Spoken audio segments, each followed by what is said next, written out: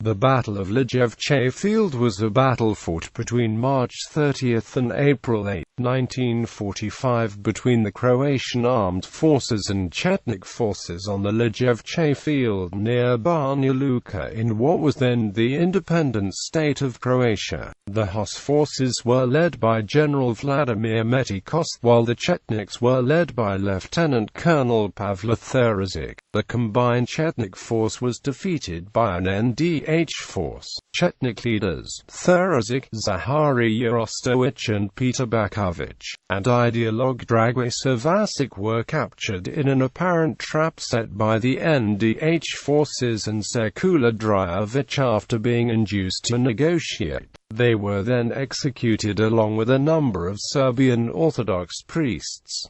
Build up to the battle. In the fall of 1944, the Chetniks were scattered across the territory of the former Yugoslavia. Divisions of the Red Army had entered the territory of the military commander in Serbia and were assisting Yugoslav forces in capturing and destroying the Chetniks.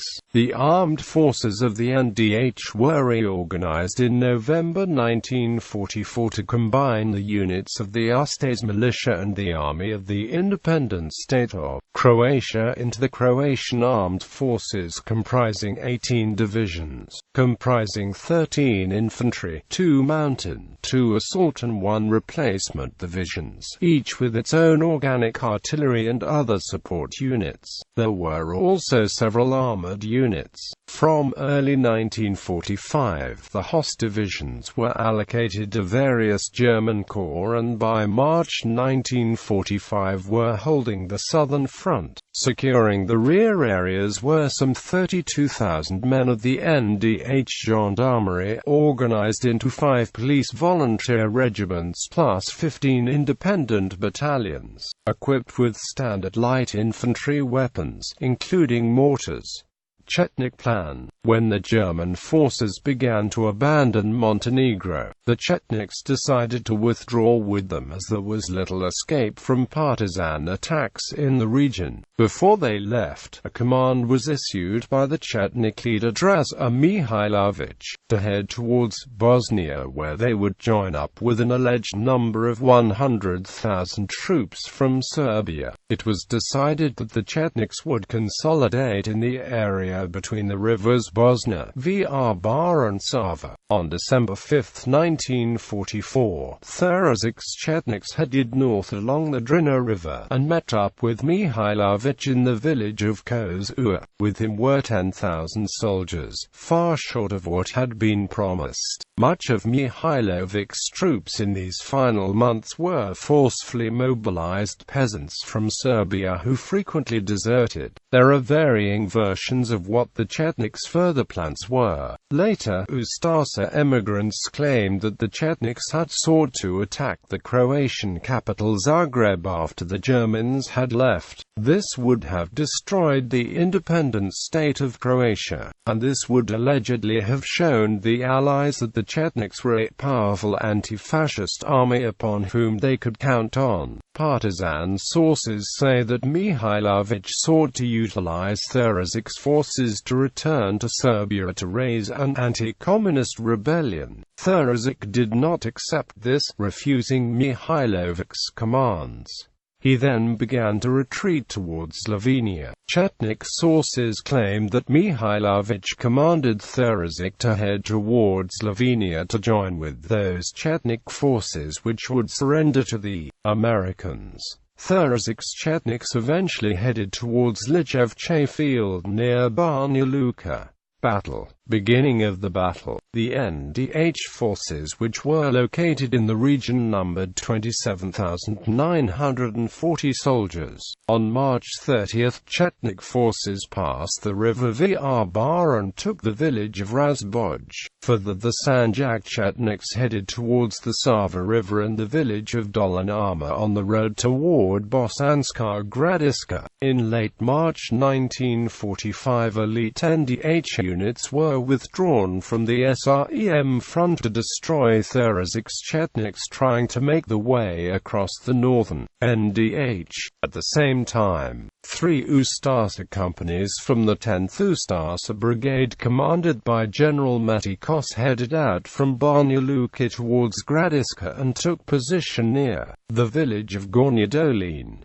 There they battled with the Chetnik forces. With Chetniks in greater numbers, the Ustasa companies were forced to retreat. Concurrently, the local Croatian population began to flee the area towards Gradiška in fear of the Chetniks. On the 2nd of April, General Metikoš along with the 6th Croatian Infantry Division attacked the Chetniks not far from Gornja Dolina. After half a day of battle, the NDH forces forced the Chetniks to withdraw.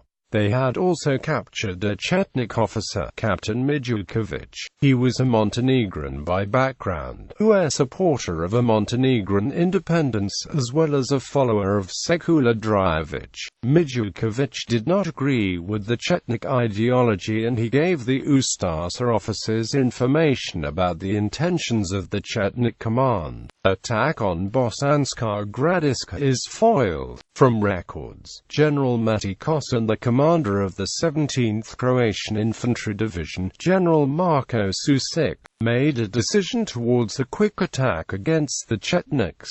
General Susic moved an armored group that same day from Novska as well as an artillery group from Nova Gradiška and 2 infantry battalions. Generals Metikoš and Susic met in Bosanska Gradiška and discussed a plan of attack. The 5th Battalion of the 10th Ustasa Brigade was sent to the town of Vrbača to guard against any possible partisan attacks. The same day at noon, Ustasa artillery fired on the Sanjak Chetnik Corps. At the same time, the Ustasa armored group with 24 armored vehicles and 4 Panzer IV tanks entered Dolina and began to fire the machine guns at the fleeing Chetnik troops. After an hour the battle was over. The armored group captured 400 Chetniks, among them some officers, while on the field of battle lay 2,000 dead or injured Chetniks.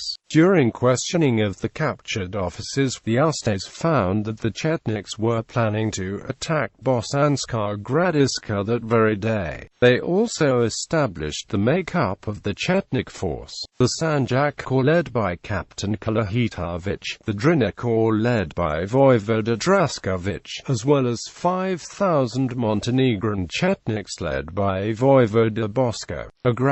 They also found that the Chetniks had received help from the Germans to get there.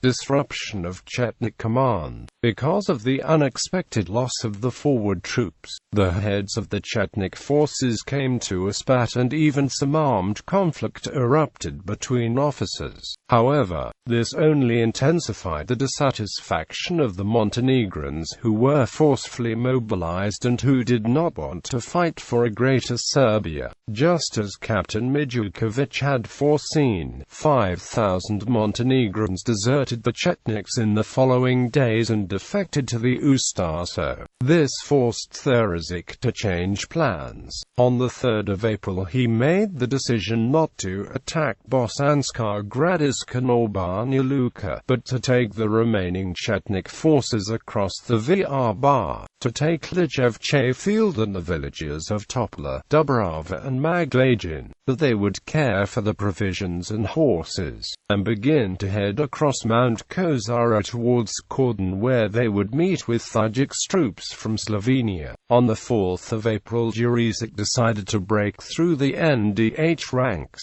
In the meantime the NDH forces had built and strengthened bunkers on the road from Bosanska Gradiška to Banja Luka. The building of the bunkers was overseen by the engineer Lieutenant Colonel Pavle Đurišić.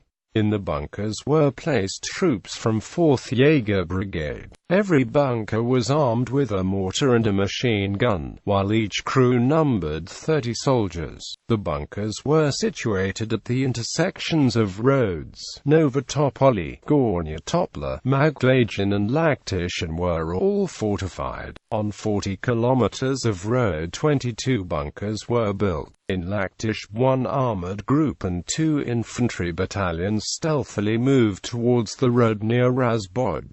General Vasić placed 1 armored group towards Donji Deljani, deployed a battalion with the motorized infantry and a tank company behind them in the village of Bukovac. A battalion under Major Antivaban was sent towards Vilas to protect against a partisan attack from Kozara.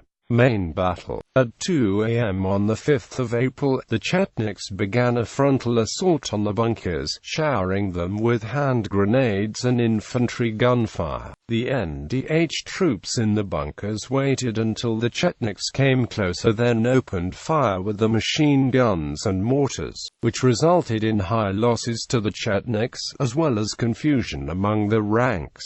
This lasted for the remainder of the day and into the night. Chetnik Mihailo Minik later recalled the battle with these words: "The valley of Lijevče Field echoes with the thunder of exploding grenades and hand bombs. Ustasa tanks snorted and sowed fire on all sides. Night turned to day." However, at 6 a.m. on the 6th of April, Chetnik forces under Captain Perisic succeeded in penetrating between bunkers and attacked the NDH 3rd Battalion from behind. General Vasić with part of his own division blocked the Chetnik penetration point, and sent 2 tank companies to the road from Bukovac to Turjak to help the 3rd Battalion. With his remaining troops, Vasić set off to hunt down the Chetnik group, which numbered about 1,000 troops. Soon the tank companies reached the 3rd Battalion and commenced their attack, killing approximately 500 Chetniks. While the survivors retreated towards Kozara, the 3rd Battalion, strengthened by the arrival of the armored units, then set out to find the remaining 500 Chetniks. 2 days later, a battalion from the 4th Croatian Infantry Division under the command of General Zdenko Bagic came across these fleeing groups and completely destroyed the unit. During the night of the 7th of April, due to the attacks by the NDH forces, panic struck the Chetnik ranks all the way up to the top command, and the forces began to flee across the Vrba with the intention to spread out into the forests. In the morning, NDH artillery began to fire at boats attempting the crossing, and in this way halted the Chetnik retreat. At this time, Yugoslav partisan forces began a troop build-up near Bosanski Petrovac and Sanski Most, as the NDH forces did not wish to fight a battle on 2 fronts. The commander of the 4th Division, Josip Metska, decided to launch a final attack on the remaining Chetniks, who numbered approximately 7,000. At 11 a.m. the 6th and 7th Croatian Infantry Divisions began to attack those Chetniks who had gathered around Razboj. Over Dolina and Glamakani towards Razboj turned the 1st Armored Group led by 4 Panzer IVs, along with a motorized artillery company and motorized infantry.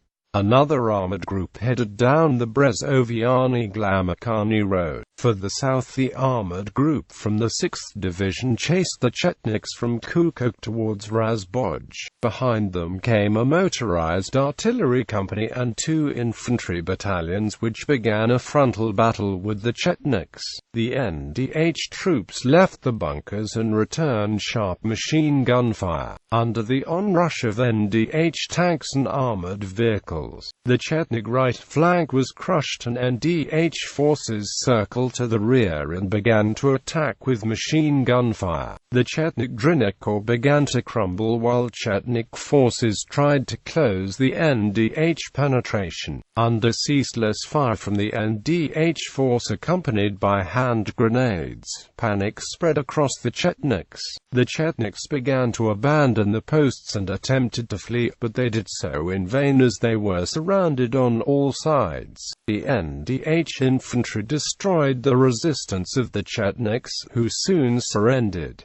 At 1 p.m. the battle was over. The Montenegrins who had earlier deserted the Chetnik ranks buried the dead. The spoils of war were great. 5,000 Chetniks were captured, among them Therazik, who had hid beneath a carriage hoping to escape by nightfall. He had to be closely guarded to ensure the Montenegrins did not kill him. Aftermath: 5,000 Montenegrins were moved to Sisak, where they were left armed and placed under Ustasa command as the Montenegrin People's Army. In May 1945, these troops were among NDH forces, as well as Croatian civilians, who retreated at war's end towards Austria, attempted to surrender to the British, but were refused and were instead repatriated to Yugoslavia from Bleiburg, Austria. Many were killed by the partisans during the return trip, with those survivors being interned at various power camps.